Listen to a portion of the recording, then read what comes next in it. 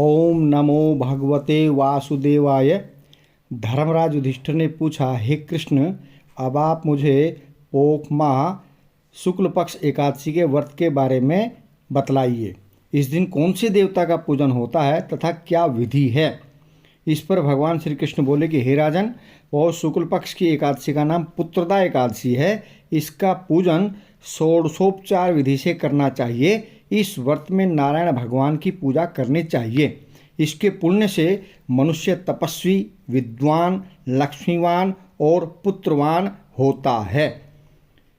कथा से पूर्व आपसे वही विनम्र निवेदन, यदि आपने चैनल को अभी तक सब्सक्राइब नहीं किया है तो सब्सक्राइब कर लीजिए। साथ में बेल आइकन का बटन अवश्य दबाइए ताकि भविष्य की नोटिफिकेशन आपको तुरंत प्रभाव से प्राप्त हो सके। लाइक और शेयर भी अवश्य कीजिए ताकि दूसरे भी लाभान्वित हो सकें। तो चलिए इसकी कथा की ओर। भद्रावती नगरी में सुकेतुमान राजा राज्य करता था। वह निस्संतान था। उसकी स्त्री का नाम सैव्या था। वह सदैव निपुति निसंतान होने के कारण चिंतित रहती थी। इस पुत्रहीन राजा के पितर रो रो कर पिंड लेते थे और सोचा करते थे कि इसके बाद हमें कौन पिंड देगा। इधर राजा को भी राज्य के वैभव से संतोष नहीं होता था। इसका एकमात्र कारण पुत्रहीन होना था। वह विचार करता था कि मेरे मरने पर मुझे कौन पिंड देगा। बिना पुत्र के पितरों और देवताओं से उऋण नहीं हो सकते। जिस घर में पुत्र न हो वहाँ सदैव अंधेरा ही रहता है। इसलिए मुझे पुत्र की उत्पत्ति के लिए प्रयत्न करना चाहिए। पूर्व जन्म के कर्मों से ही इस जन्म में पुत्र, धन आदि मिलते हैं। इस तरह राजा रात दिन इसी चिंता में लगा रहता था। एक दिन राजा ने अपना शरीर त्याग देने की सोची, परंतु फिर विचार करने लगा कि आत्मघात करना, आत्महत्या करना तो महापाप है। राजा इस तरह मन में विचार कर एक दिन छिपकर वन की ओर चल दिया। राजा घोड़े पर सवार होकर वन में पक्षी और वृक्षों को देखने लगा। हाथी अपने बच्चों और हथनियों के बीच में घूम रहे हैं। राजा सोच विचार में लग गया। तत्पश्चात राजा प्यास के कारण अत्यंत बेचैन होने लगा और पानी की तलाश में आगे बढ़ा। कुछ ही आगे जाने पर उसे एक सरोवर दिखाई दिया। उस सरोवर के चारों तरफ मुनियों के आश्रम बने हुए थे। उस समय राजा का जो दाहिना अंग है वो फड़कने लगा।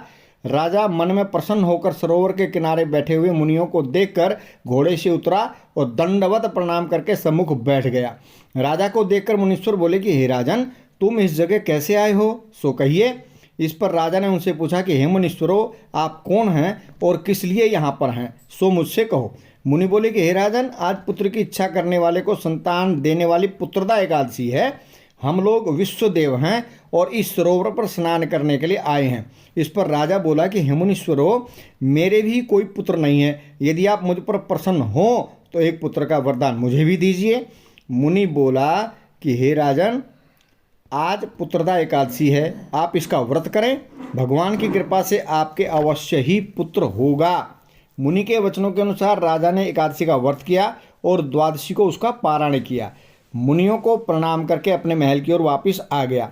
कुछ समय पश्चात रानी ने गर्भ धारण किया और 9 माह के पश्चात उसके एक पुत्र रत्न पैदा हुआ। वह राजकुमार अत्यंत वीर, धनवान, यशस्वी और प्रजापालक हुआ। भगवान श्री कृष्ण बोले कि हे राजन, पुत्र प्राप्ति के लिए पुत्रदा एकादशी का व्रत करना चाहिए।